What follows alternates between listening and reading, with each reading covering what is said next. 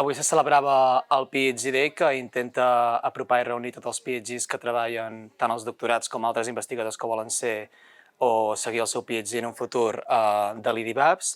ajuntar-los perquè es coneguin una miqueta més, poder-los donar d'eines que els serveixin pel recorregut del seu doctorat, mitjançant xarles pràctiques i donar-los l'oportunitat de presentar la seva recerca en pòsters i competicions com la de 3 minuts tesis,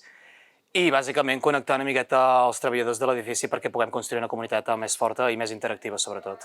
Pues bueno, hoy he asistido como con mis compañeros al PhD Day, que lo ha organizado la PhD Community de aquí del IDIBAPS, y la verdad es que ha sido una experiencia súper grata. Ya desde el principio, con la presentación que ha hecho Elías, el director del IDIBAPS,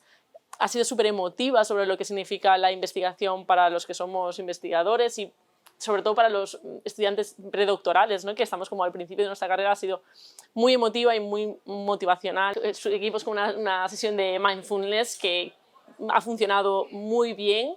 porque nos ha venido súper bien para desconectar un poco y relajarnos de todo el estrés que normalmente sufrimos. He visto también las charlas de mis compañeros, me han impresionado la calidad científica que tenían todas ellas, i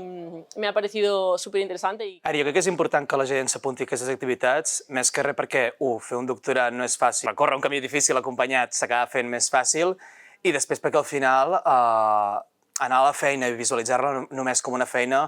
fa més fàcil que t'ofusquis o que veguis com un lloc de treball com una càrrega quan només visualitzes la part negativa d'aquesta feina. En canvi, connectar amb la gent que també treballa al teu entorn, que té els mateixos problemes que tu i que comparteix vivències molt similars, pot fer aquesta feina molt més fàcil de portar. Y creo que son eventos en los que tenemos que participar porque al final también nos permiten pues, ponernos en el punto de mira y decir que nosotros como predocs, como predoctorales, también tenemos algo que decir en esto de la investigación científica.